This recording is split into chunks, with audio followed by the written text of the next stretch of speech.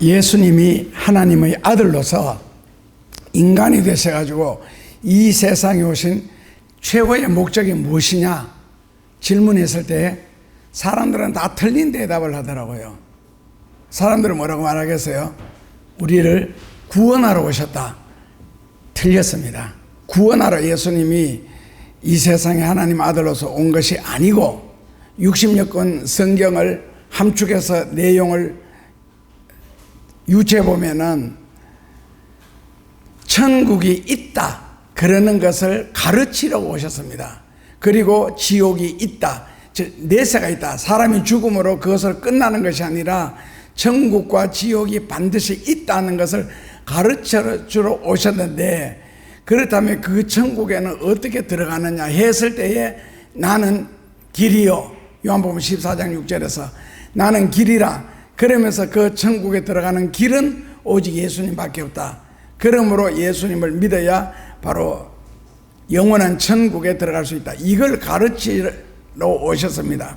그러니까 죽은 이후에 천국이 지옥이 확실하게 있으니까 그것을 설명하려고 이 세상에 오셨습니다. 그러니까 예수님이 이 세상에 오신 목적은 내세를 설명하시려고, 내세를 가르치시려고, 그리고 유일한 길은 자기 자신이라고, 그래서 그분을 따라야 된다.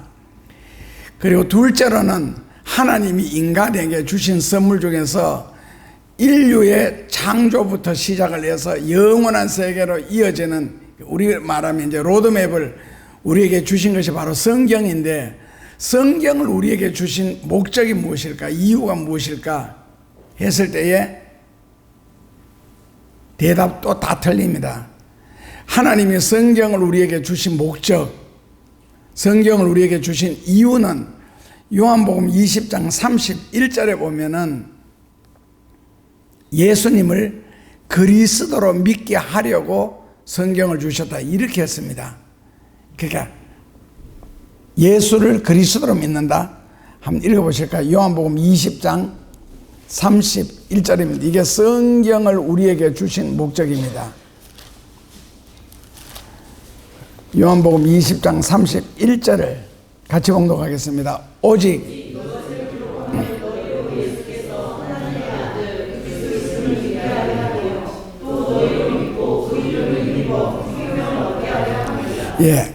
성경을 기록하는 목적은 너희로 예수께서 하나님의 아들 그리스도이심을 믿게 하려 함이요, 그리고 예수 그리스도를 믿음으로 생명을 얻게 하려 한다. 이게 이제 성경을 주신 목적입니다. 그러니까 이제 위에 두 가지를 정리하면은 천국과 지옥이라는 내세를 확실하게 믿어야 되고, 영원한 구원을 얻기 위해서는 반드시 예수님을 따라야 된다. 우리가 믿음을 너무 많이 강조했기 때문에 믿음의 뜻도 모르고 믿음에 구원받는다 했는데, 이제 믿음이라는 단어보다 예수님을 따라야 된다. 믿음이라는 단어 자체가 나는 죽고 예수님과 더불어 다시 산다. 이 로마서 8장에 나오는 이야기인데, 이것을 이제 신학적인 용어로 바꾸면 세례 받는다는 뜻이고, 그 예수님을 믿는다는 믿음이라는 뜻입니다. 그 세례라는 단어도 내 생각, 내 방법, 내 지식, 세상적으로 살던 나의 어떤 삶의 모습을 죽이고 예수님의 방법, 예수님의 길을 따라 살겠습니다라고 작정하는 사람이 받는 것이 세례입니다.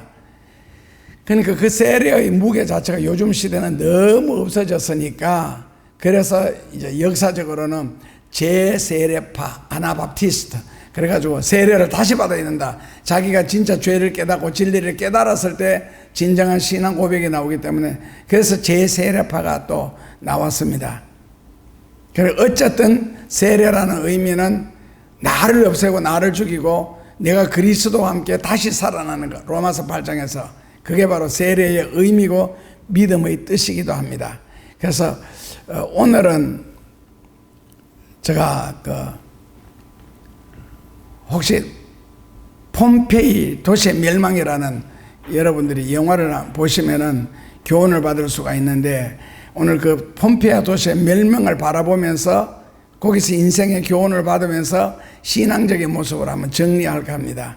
폼페이 도시라는 것은 여러분들이 잘 아는 것처럼 로마에서 그 당시에, 그러니까 2000년 전이죠, 권력이 있고 부자들 그리고 권력자들의 그 화려한 별정과 휴양 도시가 바로 이 폼페이입니다. 그러니까 이제 서기로 말하면 이제 역사에 보면 서기 79년도 8월 24일 날 베수비오 화산이 이제 폭발하는데, 그때 폼페이 주변 지역에 그 파괴된 사건을 말하는 것이 이제 폼페이 최후의 날이라는 뜻입니다. 그런데 폼페이 주변 지역의 도시들은 화산재와 용암으로 뒤덮여서 도시 전체와 주민들이 멸망을 하는데, 폼페이 도시는 베수비오 화산 폭발한 이후에 딱 15분 만에 도시 전체가 완전히 망합니다. 그때 그 당시에 그 폼페이 도시에 살던 사람 중에 한 20%, 16,000여 명이 주민들이 화산가스에 의해서 대체로 질식사를 하는데, 우리가 아는 상식적으로는 화산재는 1mm만 쌓여도 비행기부터 시작을 해서 모든 현대적인 어떤 과학의 집대성들이 사용하지는 못합니다. 1mm만 쌓여도. 그런데 폼페이는 베수비오스 화산의 화산재와 화세류, 화석류 이런 것들이 5m가 쌓였습니다. 그러니까 뭐 도시 자체를 완전히 땅에다가 장사 지내버린 거죠. 그런데 그 화산재가 그냥 날아오는 게 아니고 화산학자들에 의하면은 화산재의 열이 1000도에서 1500도라고 합니다. 그러니까 1000도에서 1500도 되는 곳에 우리가 들어갔을 때에 과연 몇 초 살아남을 수 있겠느냐. 얼마 전에 미국에서 젊은 엄마인데 자기 자식을 펄펄 끓는 물에다가 넣고 삶아버렸습니다. 왜 그랬느냐? 이유가 이게합니다. 아이가 기저귀에다 똥을 쌌기 때문에 아이를 삶았다는 거예요. 아예. 그게 친부모입니다. 이게 만약에 양엄마라도 이랬으면 또 난리 날 텐데, 요즘에는 양엄마, 양아버지가 문제를 일으키는 게 아니고 주로 친엄마, 친아빠가 자식들을 그렇게 죽인다고. 그 펄펄 끓는 물 속에 8개월 된 아이가 들어갔을 때 그 아이가 무슨 생각을 했을까? 그리고도 살아났어요. 거기서 데쳐가지고 8일 동안만, 병원에서 8일 만에 결국 죽었는데, 화산이 폭발하면은 그 시커멓게 우리가 TV에서 보는 올라가는 그 연기가 그냥 먼지와 연기가 아니고 쉽게 말하면은 용암이 녹아서 가루로 된 거거든요. 그게 온도가 1000도에서 1500도랍니다. 그러면 거기서 대체로 한 2초 내지 3초 정도는 살 수 있다, 그렇게 말하는데, 그게 묻혔으니까. 그런데 베수비오 화산이 로마에서부터 바다 건너 무려 23km나 떨어져 있는 섬이, 그게 바로 폼페이입니다. 그 23km나 떨어져 있는 그 폼페이가 그 화산 폭발로 말미암아 완전히 무덤이 되었다. 섬 자체가 묻혀버렸다. 그게 화산유, 이걸 화세류라고 그러거든요. 전문용어로는. 화세류 안에는 용암, 화산재, 화산가스 등이 이제 분출해서 흘러내리는데, 보통 그 화산재가 날아가는 속도가 시속 700km 정도 된답니다. 그러니까 수백 킬로, 700km 같으면은 비행기가 날아가는 속도가 국제선 같으면은, 국제선이 대략 880km에서 930km를 비행기가 날거든요. 그러니까 비행기가 나는 거의 그 속도에 그 화산재가 날아가는 빠르기가 그렇답니다. 흘러내리는데. 그런데 그게 그렇게 빨리 가면서도 섭씨 1000도 이상의 온도를 안고 가니까 거기에서 누가 살아날 수 있겠어요? 그러니까 순식간에 하나의 도시가 폐허가 되는데, 그런데 왜 하필이면 폼페이시냐? 그러니까 베수비오 화산에서 폼페이 그 섬까지 주변에도 이스키아 섬, 카프리 섬, 스트롬볼리 섬, 우수티마 섬, 에올레 섬, 에게띠모 섬, 한 주변의 섬들이 천지입니다. 그리고 타란토, 바라, 나폴린, 그러면 우리가 잘 아는 소렌토, 카프리, 이런 도시들도 주변에 굉장히 많은데, 그 모든 화산재를 꼭 폭떠가 가지고 폼페이 도시 위에다가 들어붙는 식으로 됐거든요. 근데 하필이면은 바다 건너 23km나 떨어져 있는 그 도시에 덮쳤을 때, 베수비오 화산 아시겠지만 동서남북이 다 터졌거든요. 아무것도 없고, 그리고 300m에서 600m 정도 얼마나 세게 터졌으면은 거기서 터져 나왔는데 왜 하필이면은 폼페이 섬에만 그대로 가서 들어부었을까 하는 의구심이 많이 듭니다. 그런데 답은 있죠. 그 화산이 폭발하는 그 순간부터 폭발이 끝날 때까지 바람이 그쪽으로 불었다는 거예요. 그러니까 결국 바람이 화산재, 화산 구름, 화쇄리부터 다 싣고 폼페이쯤에 가서 그냥 쏟아져 내렸다는 거거든요. 바람이 그랬답니다. 그러면 왜 하필이면 바람이 수많은 도시들, 수많은 섬들을 다 지나서 공중으로 가가지고 그 폼페이 도시에 들어부었을까? 하필이면 바람이 그 순간에 불었으며 방향도 왜 그쪽에 목표를 정해놓고 날아가듯이. 답은요, 삼라만상 우주 만물을 다스리시는 하나님의 섭니다. 그 하나님이 무슨 원한이 있어가지고 폼페이 도시에 그런 원한을 갖고 계셨을까 했을 때에 하나님이 폼페이 도시에 원한을 가진 것이 아니라 폼페이 시민들이 하나님의 원한을 많이 샀지요. 그동안에. 그거는 바로 화려한 휴양도시잖아요. 휴양도시의 공통점이 있잖아요. 죄. 하나님의 원한을 샀는 게 바로 죄 문제였습니다. 그러면 죄를 폼페이 도시에 사람들만 지었느냐? 아니죠. 로마 도시에도 많이 지었죠. 그래서 로마도 결국 함께 망하는데, 성경적으로나 역사적으로나 개인적으로 볼 때 죄가 있는 곳은 반드시 하나님이 심판하신다. 그 죄라는 것은 몸 밖으로 짓는 죄가 있고 몸 안으로 짓는 죄가 있는데, 우리가 예배를 드린다든지 주의 일을 할 때 형식적으로 하는 거 있잖아요. 마음에는 그런 간절함과 진실함과 그런 거 없으면서 몸으로, 이것은요 몸 안에 짓는 죄가 성경에 두 가지가 있습니다. 바로 그런 정성 없는, 그리고 둘째로는 간음. 이 여자 문제는 전부 다 성경의 몸 안으로 짓는 자.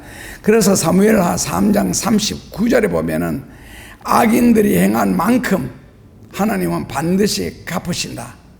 그래서 죄라는 것은 밖으로 짓는 죄가 있고 몸 안으로 짓는 죄가 있는데, 제가 생각할 때는 몸 안으로 짓는 죄가 더 무섭지 않느냐. 간음, 혈기, 정성 없는 마음, 진실되지 못하면 이런 건 전부 다 몸 안으로 짓는 죄거든요. 그러니까 굉장히 가증한 죄요.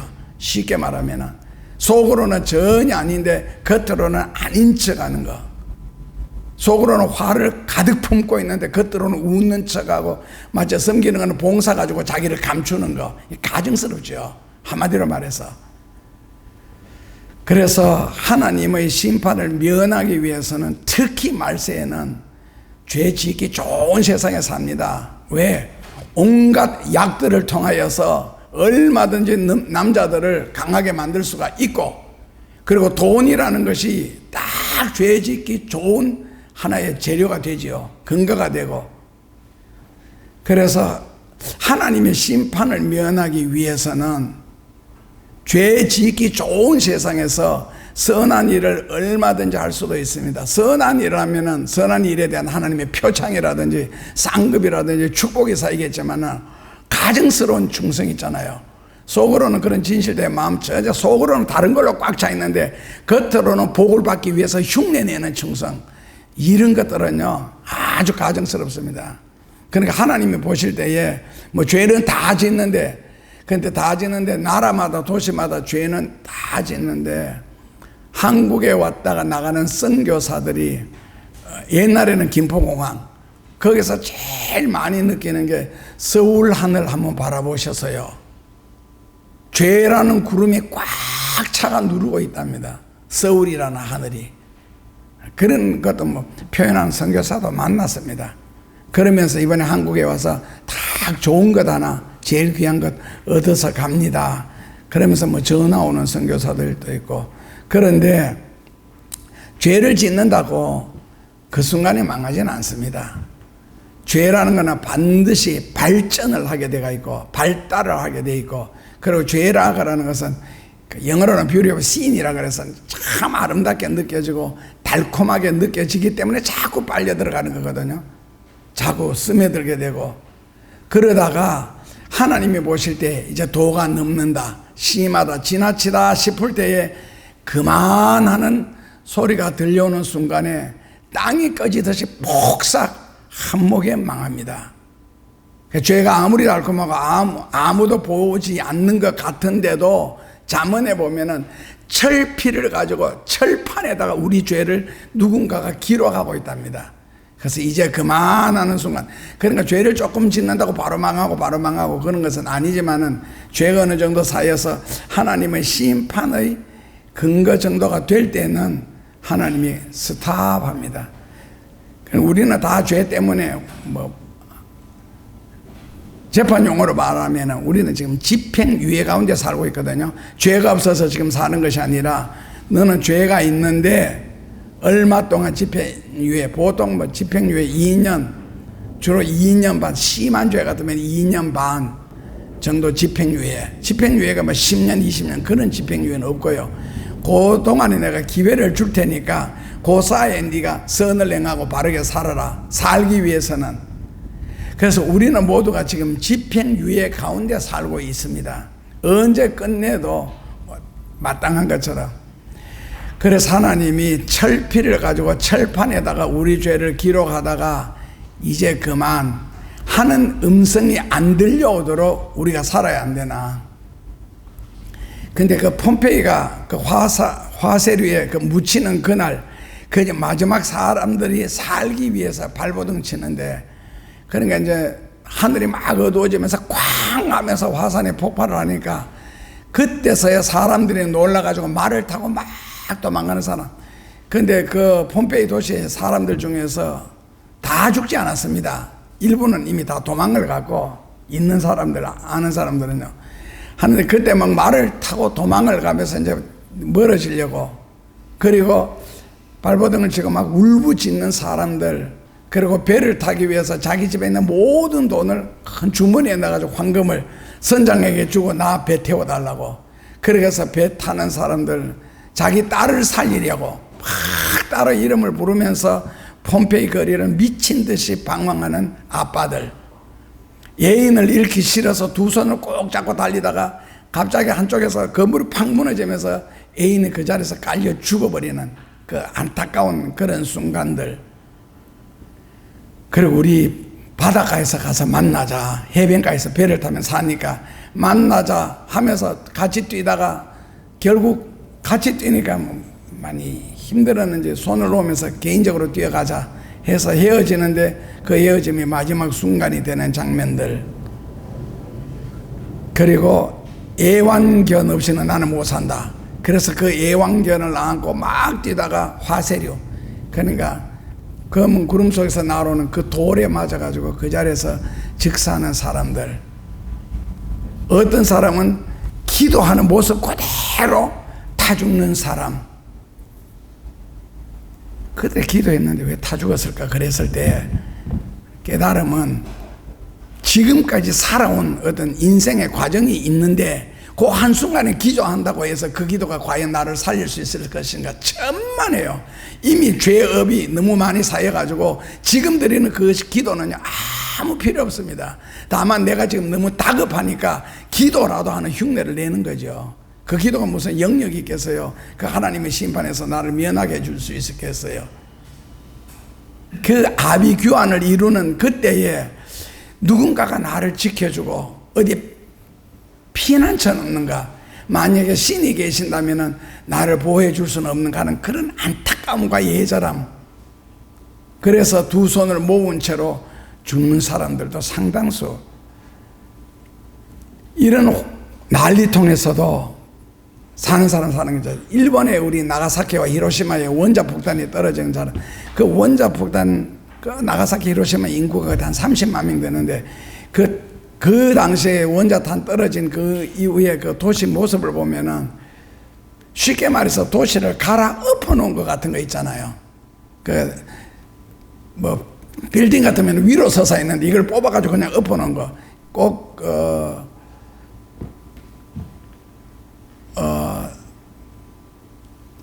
바오바오라 그런 나무 아시죠? 하도 말을 안 듣고 그러니까 신이 뽑아가지고 거꾸로 세웠다, 엎었다 그러거든. 그러니까 뿌리가 하늘에 올라와가지고 이렇게. 그런데 그 바오바오 나무가요, 수명도 깁니다. 짧게 살면 600년을 살고 보통 1500년을 삽니다. 그런데 그 바오바오 나무가 또 하는 역할도 상당한데, 예를 들어서 도시 자체를 갈아서 엎어놓은 것 같아요. 그런데 거기서도 살아나는 사람이 있잖아요. 미리 미국 사람이 부리는 삐라를 보고 도망을 간다든지, 안 그러면 멀리 출타를 했다가 집에 못 돌아오는 사람들, 거기서도 또 상당수가 살아나더라고. 그래서 그 당시 이제 급해가지고 뭐 선행을 행하고 뭐 기도를 한다 해도 지은 죄들이 나한테 덮쳐올 때에, 그때는 기도고 선행이고 다 필요 없습니다. 그러니까 그 기도와 그 선행이 그 순간 하나님의 심판을 이길 수 있는, 극복할 수 있는 힘이 안 나타난다는 거죠. 그래서 성경에는요, 미리 너희 불의한 재물을 가지고 영혼을 살아. 그래서 선행이라든지 이런 것은 미리 해놔가지고 그런 일이 닥쳐올 때 그 선행이 나를 숨겨질 수 있도록, 그 뭐 지금 시대 같으면 휴거되는 수밖에 없는데 될 수 있도록 해야 되지. 그 날이 임박해가지고 어리석은 처녀들처럼 기름을 빌려달라, 뭐 등불 빌려달라, 그런 식으로 있잖아요. 그러니까 지혜로운 처녀들이, 저는 어릴 때 그 성경을 읽으면서 지혜로운 처녀들, 그 혼인잔치에 참여한 사람들이 참 잔인하다고 생각했거든요. 좀 빌려줘가지고 같이 혼인잔치 자리에 참여하고 구원받으면 얼마나 좋을까라고 생각했는데, 나중에 철이 들면서 그 성경을 깨달으면서 그 기름이라고 하는 것이 지금 뭐 석유 기름 그런 게 아니잖아요. 내가 하나님 앞에 해놓은 기도, 해놓은 선행, 해놓은 좋은 일들, 그러니까 내가 하나님 앞에 드린 기도를, 내가 하나님 앞에 선한 일을 한 걸 어떻게 남에게 빌려줍니까? 그러니까 지혜로운 처녀들이 야박해서 그런 것이 아니다. 자기 앞길은 자기가 준비해야 된다는 걸 또 깨닫게 됐습니다. 그러니까 같은 선한 일을, 같은 기도를 할지라도 언제 하느냐가 굉장히 중요한 겁니다. 그래서 평소에 우리의 의식 구조나 마음의 사고방식이 굉장히 귀하다는 거. 목회를 오래 하다 보니 한 55년 전인가 교회에서 제가 성경 읽기를 한번 하자 그래서 온 교인들 이름을 다 해가 성경 도표를 만들어서 밑에는 이름을 쭉 쓰고 위에는 창세기 출애굽기를 여기 읽는 만큼 표시하라고 하면 교회 뒷벽에다 붙여놓은 적이 있거든요. 그런데 며칠이 지난 후에 이렇게 교회 딱 들어갔는데 보니까 누가 면도 날아가지고 자기 이름을 이렇게 도려냈더라고. 그래서 이게 누굴까 싶어서 살펴보니까 그 이름을 내가 알아내서, 그래서 강단에서 이야기했어요. 이름을 칼로 도려냈으니 앞으로 인생에 크게 결정적인 순간 3번은 실패할 겁니다. 그러니까 말을 했는데, 물론 3번 실패하기까지 시간이 상당히 걸렸는데 왜 3번이라 했느냐, 그 나중에 낱말 그대로 대구 사람들은 잘 알 겁니다. 그 계명대학교 사거리, 굉장히 큰 사거리입니다. 거기서 이제 뭐 그 집안도 굉장히 빵빵하거든요. 하는데 거기서 크게, 지금은 금강구도인데 그 당시에 대구에서는 7성구도라고 있었습니다. 그걸 그 매장만 100평이니까요. 그래서 막 도민들 다 동원하고 했는데, 그리고 이제 왕창 망하고 또 뭐하다 왕창 망하고, 제일 마지막에 그 친구가 이제 공고를 졸업했으니까 전기, 요즘 말 나오면 라디오 고치고 텔레비전 고치고 이런 거 있잖아요. 그 가게를 열었는데 3번을 망하고 나니까 그 다음에 할 일이 없던데요. 그래서 결국에는 좀 부흥 집에, 이제 그 당시에는 과수원이었는데 그 집에 가서 머슴살이 하는 거 있잖아요. 나중에 머슴살이 하는데 아무 농사 짓는 거 소도 키우고 하는데 소가 사는 마구간에다가 멍석을 깔아가지고 거기에서 생활하더라고. 3번 크게 무너지니까 그렇더라고. 그래서 앞으로는 하나님 3번은 너무 많다 싶어서 이제 2번만, 주여 결정적인 순간에 크로자서서 셔틀을 내리셔서, 요즘에는 이제 2번만 망하도록 기도까지 한다 그러면 좀 이상하고, 마음속의 소원을. 그래서 누군가는 그러더라고. 내 듣는 데서 벌써 그 2번 크게 실수했고 3번 들었는데 목사님은 강단에서만 하시는 말씀을 듣지 강단 밖에서 나오면 절대로 목사님 말씀을 듣지 마라. 그래서 이 자식 봐라. 너 인생에 크게 하나님이 2번을 많게 하실 것이다. 왜? 강단 밖에서는 안 들으니까 여기서 이제 해야지, 선포를. 그러니까 내가 다급할 때는 여러분들도 기도해 보셔서 아시잖아요. 도움 받을 때가 안 됩니다. 이미 늦었습니다. 그렇다면 앞으로 예수님이 오실 때에 지상 최대의 아비규환이 일어날 때에 그때 과연 살아남을 사람들이 있겠는가? 그렇다면 나는 죽을 자리에 있는가? 살아남을 자리에 있겠는가? 그러면 또 사람들, 못된 사람들이 이렇게 생각한다. 나 혼자 죽지 않으니까 위로가 된다고요. 불 속에 한번 들어가 볼까요? 그게 위로가 되는지. 소돔과 고모라의 멸망 중에서도 살 사람은 살아나잖아요. 온 세상이 홍수를 뒤덮여서 다 물에 빠져 죽어도 살 사람은 또 살아나더라고. 그렇다면은 앞으로 이 지상에 아비규환이 일어날 때 과연 살 사람은 누군가? 해서 그 부분에 대해서 예수님이 말씀하신 것이 오늘 본문 성경입니다. 그러니까 마태복음 24장, 마가복음 13장, 누가복음 21장 중에서 이 말세의 재난 시대의 환란 시대에 그 이야기를 다 끝내고 오늘 누가복음 21장 그 마지막으로 이게 다 끝을 내고 결론에 가서 한마디 다 가시죠. 뭐라고요? 너는 세상에, 누가복음 21장 아까 읽었던 거 34절에 보면은 어떻게 하라? 첫째로는 조심해라.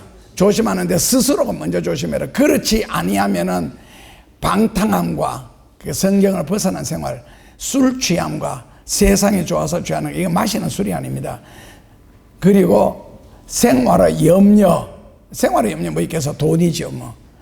그리고 이런 것에 마음을 두기 시작하면 마음이 둔하여지고 뜻밖의 그날이 덕과 같이 걸리는데, 이 날은 온 지구상에 거하는 모든 사람에게 이 말이라. 그래서 예수님의 결정단은요, 그러므로 첫째로 너희는 장차 올 이 모든 일, 이 모든 재앙을 능히 피하고 예수님 앞에, 오시는 예수님 앞에 서도록 기도해라, 깨어 있어라. 이 2가지 말씀을 하셨습니다. 그러니까 오늘 본문 성경은 미리 준비할 것은 예수님이 설명했습니다. 첫째로는요, 고통은 어떻게 닥친다? 불리하니까 대답 안 하네. 네, 뜻밖의. 뜻밖의 그라는 단어 뜻은요, 생각하지도 못하는 순간에 갑자기 느닷없이 덫에 걸린다는 거예요. 동물들이 덫에 걸리기 위해서 뛰는 동물들 없잖아요. 다 피하여 뛰는데도 어느 순간에 발목에 덫이 걸렸다는 겁니다. 그러니까 결국에는 생활의 염려가 아니라 세상적인 염려인데, 세상적인 것들 때문에 조심하라는 겁니다. 스스로 깨어라. 이거는 스스로가 절제하고 스스로가 깨어 일어나지 않으면 깨워줄 사람이 없습니다. 왜? 죄라는 것 자체가 달콤하잖아요. 아름답고. 그래서 항상 그 부분에 대해서는 예민해야 된다. 그리고 앞으로 다가올, 장차 올 이 모든 재앙을 능히 피하고 예수님 앞에 서기 위해서는 기도해라. 이 말세가 되면 원래 기도를 안 합니다. 사람들이 기도를 안 하는 이유가 뭐냐? 2가지가 있습니다. 첫째로는 영의 문이 닫히기 때문에 기도 자체가 안 나옵니다. 하기 싫어서가 아니고 기도가 안 나옵니다. 특히 개인 기도요. 그래서 안 나오는데 율법적으로라도 하루에 3번씩 시간을 정해놓고 기도하시면 더 좋겠고, 아니면은 시간을 정해놓고 억지로라도 그 시간에 기도 나오든 안 나오든 그거는 주님이 주시는 부분이니까 무릎을 꿇고 흉내라도 내야 안 되나. 그래서 기도하는 거, 그러니까 하나님 앞에, 그리고 생활 속에서 끊임없이 기도하는 마음을 품고 사는 것 있잖아요. 예수님이 이 말씀을 하시면서 앞으로 재림하시는 인자 앞에 서기 위해서는 기도하며 깨어 있어라 하시면서 낮에는 성전에서 끊임없이 말씀을 가르치시고 밤에는 감람원이라는 산에 올라가셔서 기도하셨습니다. 인간에게는요, 수가 없습니다. 왜? 인간의 한계라는 것 때문에 아무리 많은 경험과 지식과 권력과 부가 있을지라도 자연 앞에서는, 심판 앞에서는 한없이 나약해지고 인간의 힘의 한계를 절실하게 느끼는 순간이 오게 됩니다. 그날을 위해서라도 최대한 성경적으로 살아야 되고, 설교 듣다 보면 가슴 뜨끔뜨끔한 순간 많이 찔릴 때마다, 근데 설교들은 뭐라 그래? 요 순간만 넘기면 그만이고, 설교만 끝나면 이 그만이다. 그런 화이마전 악한 생각을 하면요, 그것이 무지하게 많이 쌓이는 것도 아시죠? 가슴 찔릴 때마다 이 순간만 넘기면 그만이 아니고 찔리는 그 순간에 회개하셔야죠. 하나님 반복하지 않겠습니다. 그게 가장 안전하거든요. 말씀 듣고 찔리니까 결국 말씀으로 찔리는 건데, 그래서 하나님 우리에게 훈계하는 방법이거든요. 그 순간에 주여 하면서 그 다음에 반복하지 말 것. 그러면은 사는 길이 열립니다. 안 그러면 요 순간에 넘기면은 그 나중에 양심의 화인을 맞아가지고 불에 타 죽으면서도 불에 타는 줄 모르고 죽습니다. 그러니까 땅이 확 꺼지면 으악 하는 소리를 낼 수 있는 시간이라도 있어야 되는데, 화산이 폭발하면 불과 1초 내지 2초 만에 1500도에서도 녹습니다. 그러니까 악할 시간도 없습니다. 그러니까 미리미리 하나님 앞에 회개하고, 항상 말씀을 듣고 찔리면은 그걸 회개함으로 양심을 깨끗하게 부드럽게 만들어서 작은 일도 크게 느낄 수 있도록 그렇게 살아야 됩니다. 그래서 아직도 우리에게는 기회라는 게 있잖아요. 지금이라는 기회. 지금부터라도 회개해야 살 수가 있습니다. 불의한 제물로 영혼을 사모하는 영혼을 친구로 사귀어라. 그것이 환난 날에 너를 구원할 것이다. 나의 입장을 대변해주는 예수님 앞에서.